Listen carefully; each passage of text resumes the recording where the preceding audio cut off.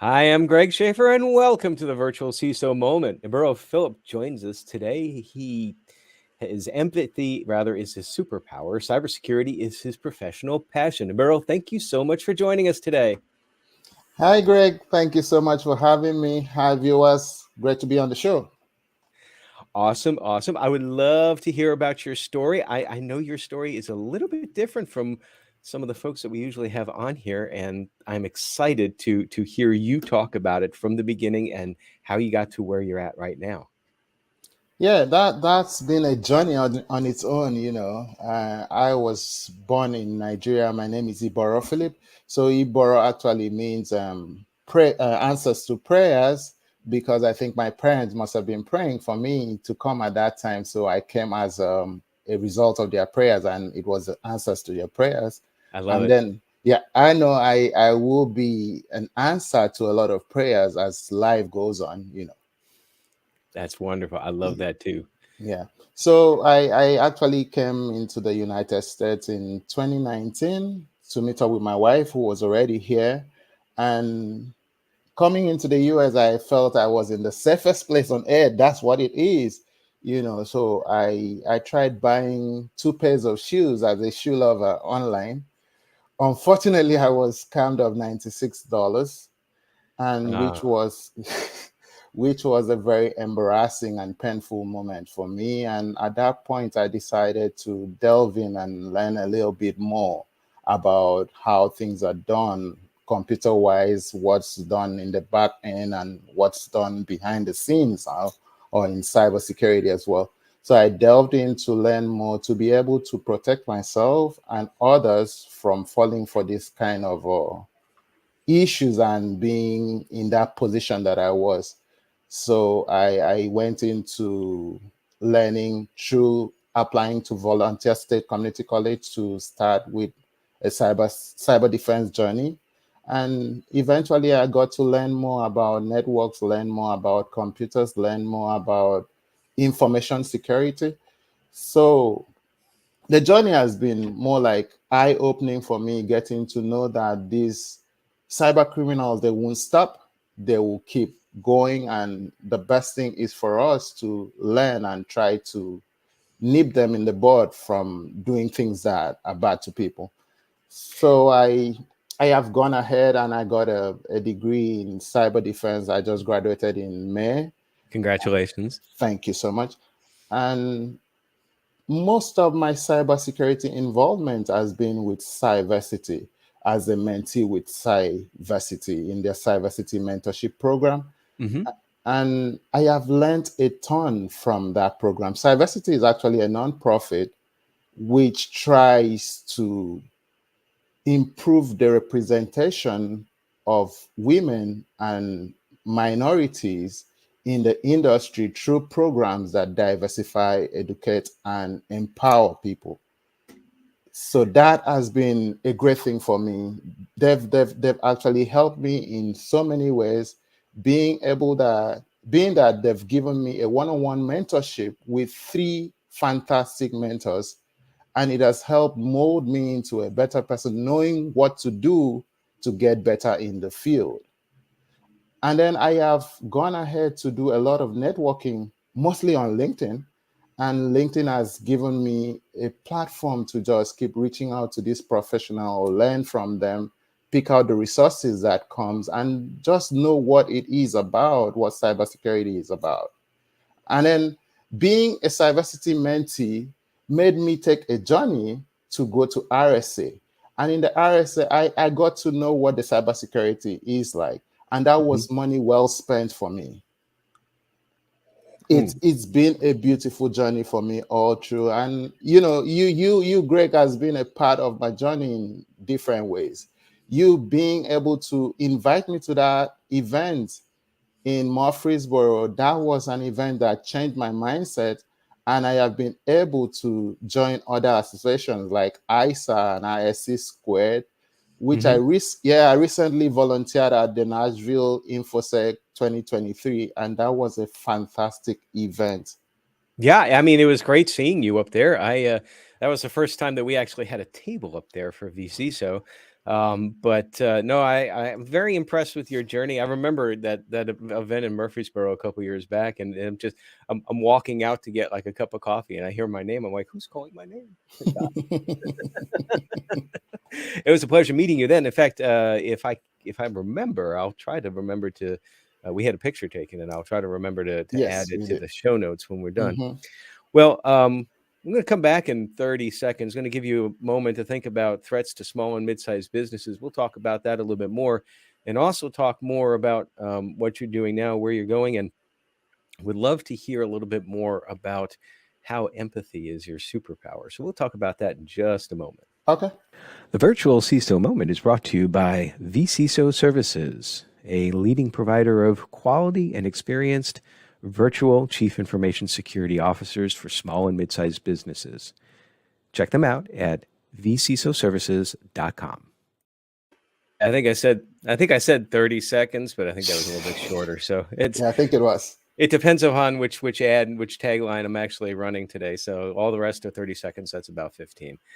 Okay, so Ibero, we talked a little bit about your path. We talked a little bit about your. I also want to talk a little bit more about diversity in a moment, but from your perspective, and I know you're still early on the practitioner journey, Hmm. but you've been exposed different conferences, different organizations. You at ISSA, ISC squared. You went to RSA. By the way, I have never been myself. Whoa.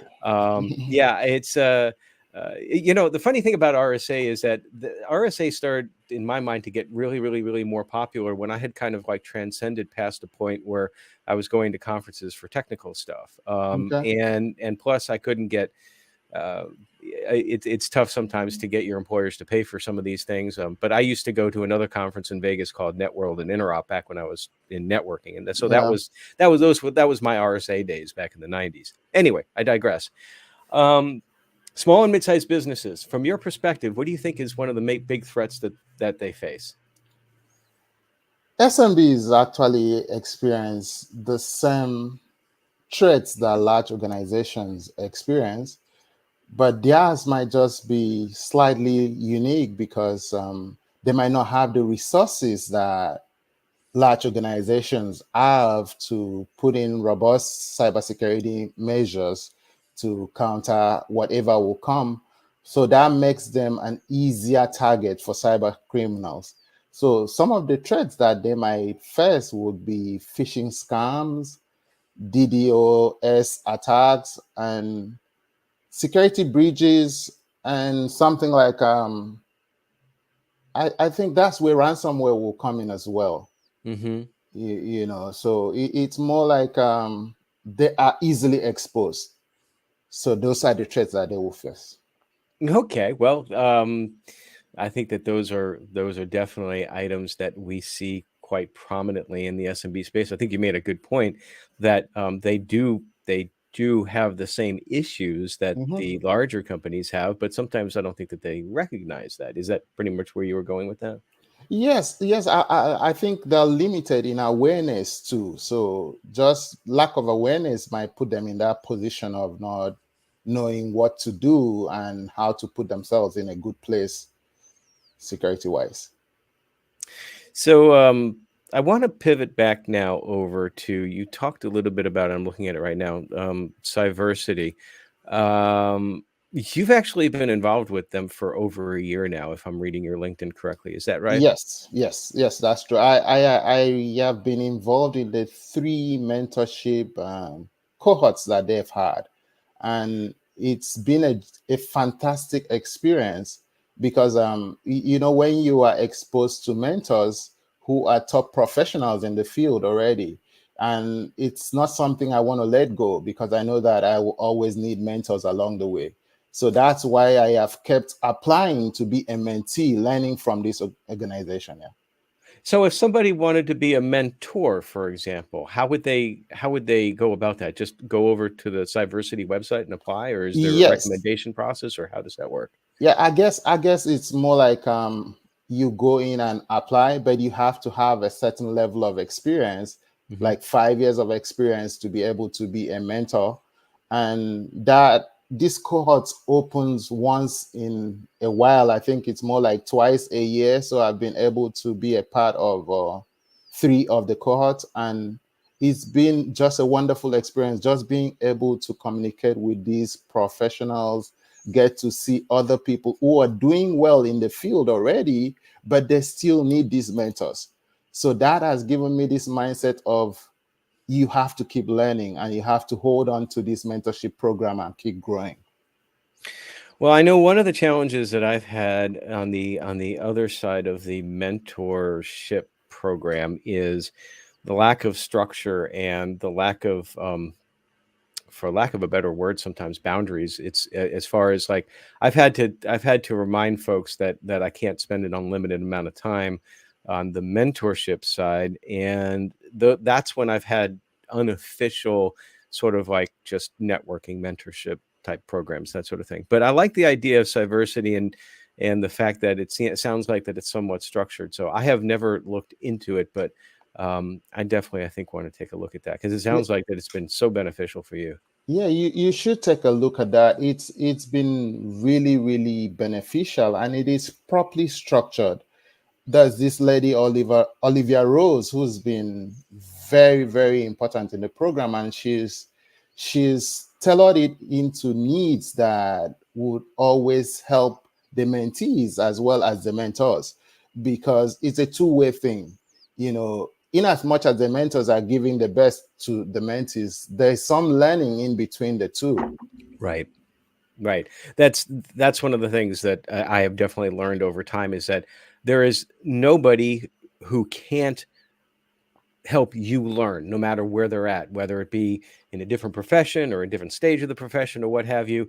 Those who think that they've reached some sort of a higher place and that they can't learn from folks below, it's like Hmm. you're actually selling yourself really short when you do that. I love your you have one of the more unique taglines in LinkedIn. You say that empathy is your superpower, and I'd like to hear why you have that as your tagline, and it actually applies to infosec, and I want to see if that bridge is there. So where'd Yeah, that come from? yes, there is a bridge between empathy. Empathy actually helps people really understand others, because when you can listen properly to people, you can see it from their perspective, and that makes you a better person, because most times looking at things from our own perspective narrows us to a point. So when we're able to listen to the other person, keep an open mind, and just look at things not from our own perspective, it gives us that connection to people. It helps us help others a lot more. Well, and in information security, that becomes so important and so imperative because uh, information security has often been seen as the office of no. We're just like, "Mm, no, you can't do that. No, you can't do that." But in reality, it's our responsibility to understand the business. And if you don't have empathy to try to understand the needs of others, Mhm. you automatically, right out the gate, you have a bad relationship. And that's like from the CISO perspective. It, I often say that relationships are the greatest tool in the CISO's toolkit. Mhm. It's like if you don't have that, you've lost the organization. So I love the fact that you have that on there, and and I would encourage anybody watching or listening to this to take that to heart. As far as empathy is so important, it's not just a LinkedIn tagline; it is so Yeah. important in cybersecurity today. It is. It is. It is. Just like you were asking about the challenges that SMBs they face. It's like there's a connection between knowing what you know and what the other person knows, and Mhm. how you can marry that together and be in a place that you can protect yourself. It's more like the limitations that they might have, the challenges that they might have would mostly be like from the resources that the SMBs they don't have. That will be a challenge for them. But being able to be like, okay, like let's say a VC, so for instance, knowing what it is that the challenges that SMBs have, and they might not know it due to lack of awareness. So that brings us back to the point that a VCSO like you would be able to tell the SMBs how they can improve themselves. So that brings you into the mix. So you can now tell them how, and that I would like to know more of what you do as a VCSO. I think we need to hire you on our marketing team. That would be great, you know. No, because that's great. That's one of the often that's one of the things I say about being a virtual CISO, and it's even harder than just being a CISO for an organization. Because when you're a CISO for an organization, you're working full time, you're exposed to everybody and all of that, and a lot of the information, a lot of the needs come to you organically. But if you're a virtual CISO, you have limited time, limited contact.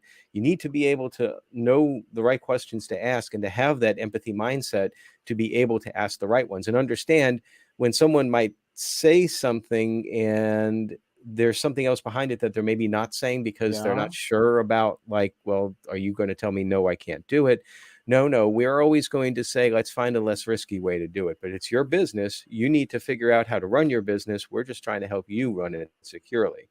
So I think that probably empathy is one of the other greater tools that I have in the toolbox. So That's great. so you mentioned LinkedIn. I know I see you on LinkedIn a lot. You do a lot on LinkedIn. What is a piece of advice that you can give other folks on LinkedIn on how to effectively use the platform for networking and connections? Authenticity will be the perfect approach, because just being you and knowing your own why would set you apart. For me, it was like a light bulb moment, because I didn't know where to go. I had spoken to a friend and like, okay, I'm about rounding up my program in the next 1 year or so. What do you think I should do? And the person mentioned LinkedIn. I was on LinkedIn for like a couple of years, but I wasn't doing things on it. So I delved in and I saw that there are opportunities out there, because just being on LinkedIn, being able to just send a message across to a CEO or a CISO, for instance, these are people that you wouldn't really have approach to in other Right. places, you know. But LinkedIn gives you this amazing community that you can reach out, get resources, and just ask for help, because it's more like just ask. The cybersecurity community on LinkedIn has been very, very welcoming and very effective. Mm-hmm. And just being able to talk to these people gives you a great room for growth. And I have seen that in some way, it always comes back to me. Like, how did you do it? It's just steps, just little steps, just little steps put into the, make a post about just you, whatever you're doing. Comment on somebody's post, like, be unique, just be you, just say it as you feel it. So it's a great platform to be on. It is a great platform to use to learn and to grow. And I want to emphasize to folks too, don't be intimidated. Maybe that's not quite the right word, but don't be afraid to reach out to somebody, even if like you're an analyst and they're a CISO. Mhm. I, as much as I can, I always respond to comments or questions, or I'm not as active on LinkedIn, but I'm probably more active than like 95% of the people there. I mean, Yeah. I would consider you a super user. I'm a I'm an effective user maybe. Mhm. But if anybody ever asks me a question, I so long as it's like, I mean, if it's a question that you can easily find on Google, I'm like, well, I don't know, just look it up. Yeah. It's like, it's Mhm. like what's the port number for SSH? I'm like, oh, come on, man, ask ChatGPT that. Yeah, But yeah. if it's about advice for for your career, or something that maybe you heard on the virtual CISO moment or something like Mhm. that, I'm happy to engage in a discussion, whether it be in a posting or in a chat, and just recognizing the fact that for me though, sometimes when everybody gets into busy periods, sometimes the response isn't immediate, and on Mhm. occasion, unfortunately, I do miss stuff. So if there's something that you ask me and I haven't responded, just knock me upside the head again. It's just like, hey, Greg, I'm just checking back. Did you ever, but please don't try to sell me anything. I, True. I, I hate it when I connect with someone and the first thing they do is just like, well, can I interest you in our platform to help virtual CISOs? No, no, no, no. I want to learn from you as far as a connection goes first. Let me see your postings. Let me see what you talk about. And if your platform is really all that good, you're going to talk about it on posts. And then I might be Hmm. like, well, okay, that looks like something I might be interested in. So please, no sales calls. That's true. That's very true. It has to do with the uniqueness of the person coming to you and how approachable and how likable they can be as well. Yeah, No, I think if you go with the mindset that uh, give instead of asking for stuff, that's true. then you're going to be a lot more Yeah, successful. yeah, that's true. Well, sometimes using LinkedIn can be a little stressful, and certainly I know losing $96 over a pair of shoes can be very stressful. And anything, anything in cybersecurity can be stressful, particularly like Ibero. When I first started in this field, cybersecurity didn't even exist, Okay. and so now it's like there's like all these different fields and red teaming, blue teaming, purple teaming, plaid teaming, all this stuff out there, and it can be stressful just even trying to figure out what path you want to take. So, my question to you is, what is one thing that you do outside of cyber to get away from the stress? Well, the stress is always there. Life itself is a journey, and it comes with stress most of the times.